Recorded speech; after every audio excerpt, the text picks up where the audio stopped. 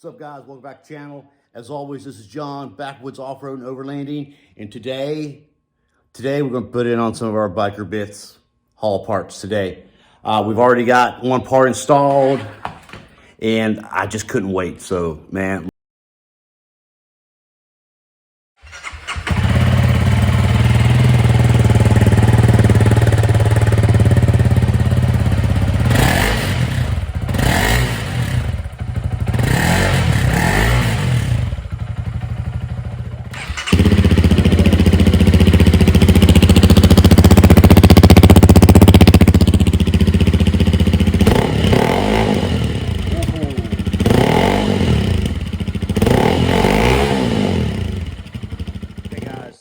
Here's the first part we got installed. We got our Yamoto.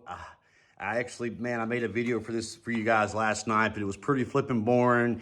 And it was basically just 20 minutes of me fishing zip ties, man. These things, like I said, these things are pretty stout.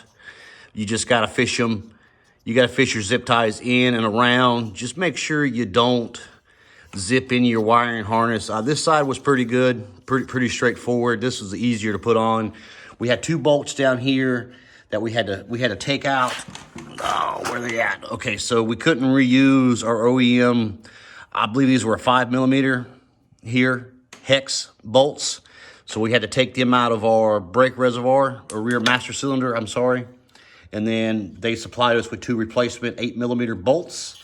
One thing on that one, be careful because I had to move it around, so was tightening this one and it shifted a little bit that I couldn't get my socket in there. So make sure you tighten them up, kind of simultaneously where you could still get your socket in there. But she went on pretty good and she looks good. We're sporting the nice Yamoto there.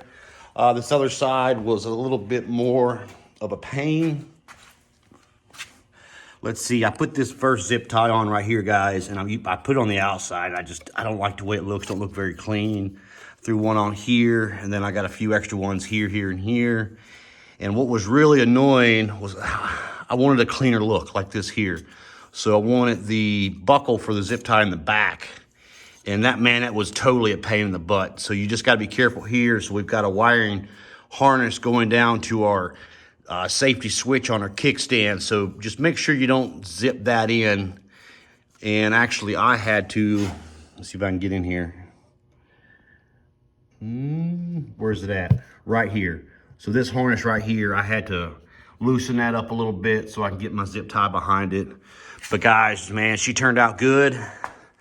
Let's see, what am I gonna try? I'm gonna try and get in this video, try and keep it short and sweet here. Let's see. And I wanna go ahead and get my exhaust swapped out. Looks like we've got, what is that? Probably 13, 14mm. On the head pipe, we've got 13 or 14 here. So we got 1, 2. We've got to get our oxygen sensor out, get our heat shield off here, and then we've got a bolt here. So we're going to get this exhaust swapped out.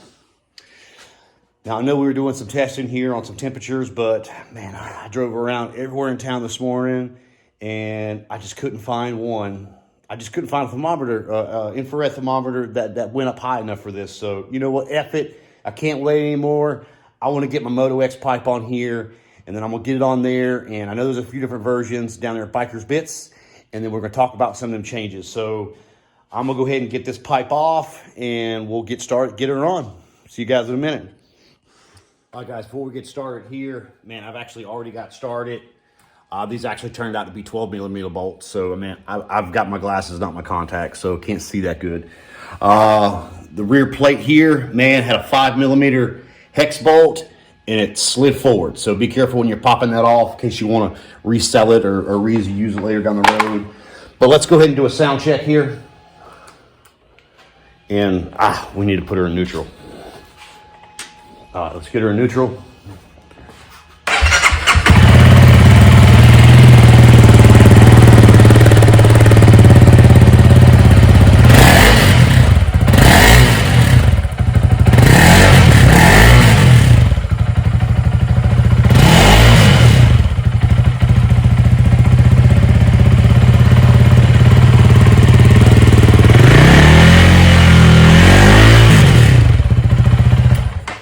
Sounds pretty fucking crappy. Let's see what old Moto-X is going to do for us, guys. We're going to snatch this off, and we'll be back. Pro tip here. When you take out your O2 sensor, man, she came out pretty good. This was a 14. Everything else wound up being a 12. Man, I was able to get everything off with just my little bitty 1/4-inch ratchet set. Didn't need to pull out any 1/2-inch braking bar. But when this was coming out, it twisted up pretty good. So you're going to make sure you take it off that top one there. That way it twists up all the way. And we're just going to have to remember, when we put this back in, go ahead and twist it. And then we'll thread it back in. That way everything lines up real nice. We're going to jump over here. And let's check out our weights. Oh, man, I got too much shit laying around. All right, got my jump box. Oh, left my old lady's JKU. Left the key on last night. Oh, she wasn't too happy. She's trying to get to work. Let's see here. Let's get this plugged in. I don't know why that keeps coming unplugged. All right, we got her zeroed out. We're on pounds. Ooh, man, this is beefy. All right. All right, so just the muffler here, we're at 10 pounds. Let's get the head pipe. We're at 12 pounds, and then we've got our heat shield, which isn't gonna add much, but we'll throw it on here anyways. Okay, 12 pounds, 9.7 ounces. 5 kilograms, 721 grams, 201 ounces. So man, that's pretty heavy. So let's go back. I turned it off. Oh, it was a lot. 12 pounds. All right, so let's get our Moto-X weight in.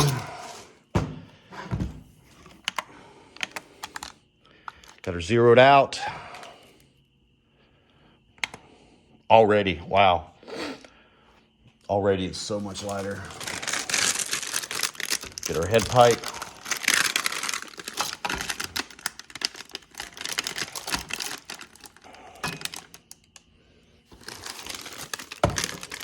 And I still got it wrapped in plastic, but who cares, who cares? All right, let's get it to where everything is on the scale. Then we've got our Moto-X heat shield. Boop. 8 pounds, 6.5 ounces. So we're saving, guys, wow, that's a 4-pound difference. Almost exactly a 4-pound difference, guys, from the OEM to this Moto-X. And then we've got 3 kilograms, 816 grams, 8.41 pounds, 134 ounces. Man, 4 pounds is 4 pounds, guys. Man, I've lost about 4 pounds here lately myself, so feels pretty great. All right, so we're gonna get this unpackaged.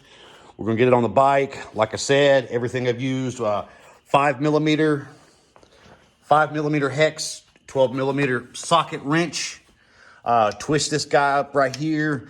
The only thing that was aggravating, I probably should have took the bolt right here out all the way where it clamps together, because I had fun trying to wiggle it through here. So take that bolt all the way out and you have a lot easier time getting the actual muffler off. So let's get the new one on. And get ready for a sound test. Easy peasy, guys. Man, that's about as easy as it gets, guys. Man, wow, she looks sweet. Now, pro tip. I don't know if this is number 2 or number 3. Get your bolt started. Get your bolt started here. You got one here. You got one here, and then you got 2 on your head pipe, right? So get them started. Don't tighten anything down yet. Go ahead and see how we twisted that up, like I said. And now it's nice and straight, the wiring here, so it's not all twisted up. So make sure you pre-twist it. Then when you install it, it straightens back out. So that's like pro tip number 3. Similar to a 2-stroke exhaust here, we've got these springs. Pretty pain in the butt. If you've ever done disc brakes, you've got experience with these. Man, just hook one on one end. And man, it's best just to get one of these here, a little bitty screwdriver or something, get through it and pull on both sides, and then just pull it and clip it over. Same thing right here, pull it and clip it over. Pretty straight cut. Now, tightening sequence. This is the way I do it, the way I've always done. Tighten your head pipe first, get it tight, and then just work your way back. Then tighten this guy, everything sets up. So let's fire her up. And I'm actually gonna flip the camera around so we have the same sound as before. Here we go, guys. And I still have my OEM filter in here. We're about to swap it out.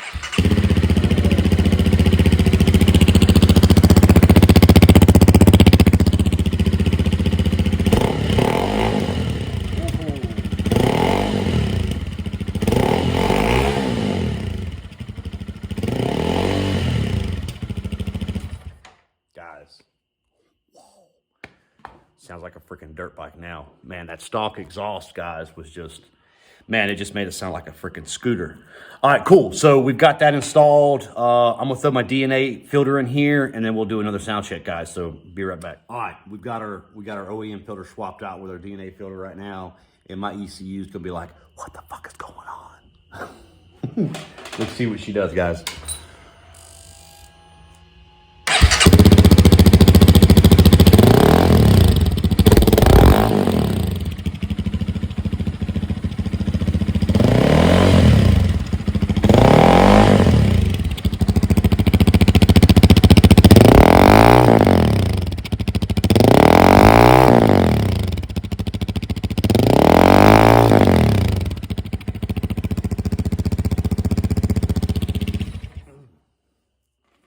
Not bad, man. I didn't hear any spitting, sputting, backfiring. Maybe she's adjusting. Man, my beard, guys, man. If you guys got any suggestions, man, how to take care of a fucking beard. I've had this beard for 4 years, guys, and I do not know how to keep it up, guys. I just don't. My day job, I've never been able to have a beard, and as soon as I started working, you know, I got my asshole corporate job, I started growing a beard because, you know, I didn't have to not wear a beard. So, oh well, I digress. Now, something pretty important here. I hope you guys don't miss this. Like I said in the beginning, there were two different versions of this exhaust. There's a V1 and there's a V2. Okay, I have got the V2. I've got the V2 one. So you can kind of see, and from what I've noticed, it's the difference is going to be where the exhaust goes. So this one comes kind of out and up. So if you've got your stock elephant ear blinkers, it's gonna melt it. So guys, so if you're running your stock OEM blinkers and you don't want to change them, and you're not going to go slim or flush or integrated tail light, you want to go with the version 1. And if you've got aftermarket slim LEDs or flush mount, blah blah blah, you want to go with the version 2. And it just has to do with the way it kicks out. So the V1, if you'll notice on the website, go back and forth, the tip here tips down just a little bit, and that's so that it clears the blinkers there. So guys, man, this video has probably run long enough. I've been running some long videos for you guys, so actually I'm gonna cut it off right here. Man, thanks for watching, and I can't wait to ride this girl.